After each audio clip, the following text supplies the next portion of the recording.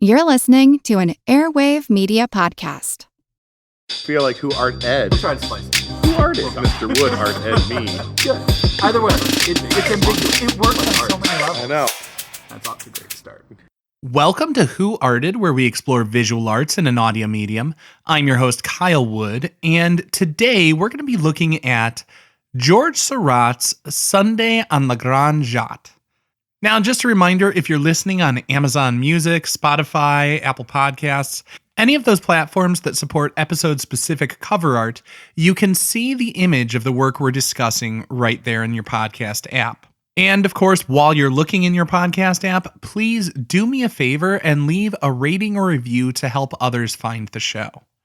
Now on to our actual topic, George Seurat. In 1894, George Seurat began going out to this idyllic little island away from the urban center of Paris. It was a place where people of various classes would relax.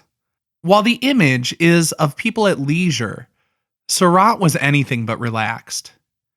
He was a disciplined artist on a mission to create a work that would be significant in art history. He spent years developing this piece.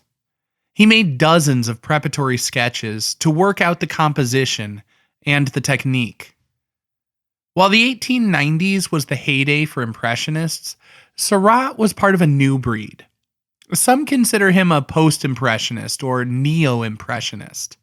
Today his technique is called pointillism, but in his day, Seurat preferred the term divisionism. He was dividing the image into discrete bits, carefully painted, uniform dots of paint like pixels that make up our digital images today. While his process was careful and handcrafted, Seurat was fascinated by science. He developed his approach after reading the works of scientists like Michel, Eugene, Chevreul, and Ogden, Rood.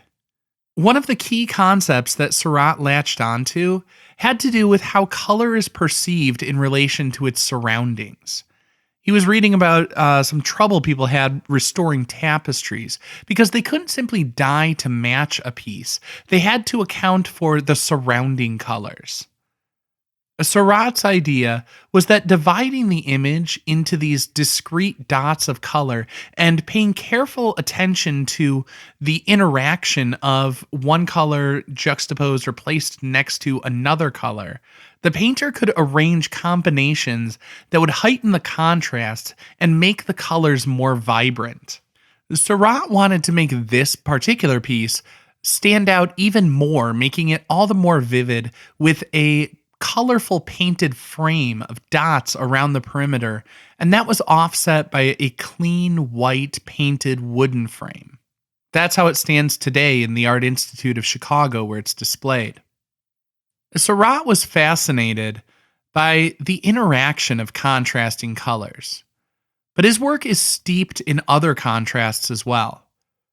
It's rendered in a way that seems rigid, uniform, cold, almost mechanical, and yet the subject is people at rest and at play in the park. We see a woman dressed in what appears to be very fancy attire, and yet she's walking a pet monkey, because apparently that's what sophisticated people might do back in the 19th century. Seriously, pet monkey, pretty rad.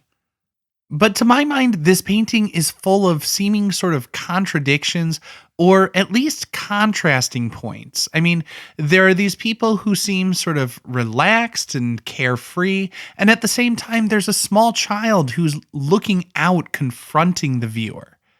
It was exhibited with the Impressionists, which I associate with that sort of quick dashed off. I mean, it's the impression of what was in front of them, and yet it was so carefully and meticulously rendered. The subject is people in the park, sort of at rest from the modern urban industrial age of Paris, and yet it's rendered in this way that seems cold and almost mechanical. It's full of organic forms composed of neat and precise dots. Sunday on la Grande Jatte is a sort of companion piece to his other painting, Bathers at Asnieres. I don't know why I'm suddenly doing like a Spanish accent on that. the Bathers piece. Now, the Bathers are the working class on the left bank, while Sunday shows the bourgeoisie on the right bank. If we imagine the two paintings side by side, almost like they were a diptych, the people on both banks would be looking out at each other. The bather in the water is looking out of frame. It seems like he's calling out. Within that painting on its own, it would feel a little unbalanced, as it leads the eye out of the composition. But if we consider the bathers and Sunday, like I said, almost as a diptych, the bather appears to be calling out to the people on the other bank. This action is mirrored in a way by the woman fishing on the Sunday painting. In both compositions, we see this mirroring, this sort of symmetry with the poses of figures laying on the ground. Interestingly, while the bathers are soaked in bright sunlight, the bougie people on Sunday on the Grande Jatte are in the shadows of the trees. Now, Seurat was interested in the notion of people of different social classes meeting and mingling in this bucolic retreat. He wanted to show the contrast of those people of different social stratas coming together in this park, but there's this beautiful sort of symmetry and harmonious balance that's achieved between these two works and these paintings and this sort of juxtaposition of these different people. Just as there's this harmony in the arrangement of the contrasting colors within his work. And one other contrast, this piece was quintessentially modern. He was trying to make a modern piece, but at the same time, he was inspired by a historical piece. Seurat was inspired by a relief sculpture on the Parthenon, but he didn't want it to be historical. He wanted to paint everyday people, but with a creative approach meticulously rendered to elevate an ordinary Sunday afternoon into something historically significant. And I'd say it worked. Here we are looking at it 125 years later. This concludes this week's episode of Who Arted, part of the Airwave Media Podcast Network. If you found this tolerable, please leave a rating or review on your favorite podcast app. You can find images of the work being discussed this week and every week on social media at Who Arted Podcast on Twitter, Instagram, and TikTok, and of course on the website whoartedpodcast.com. Podcast done.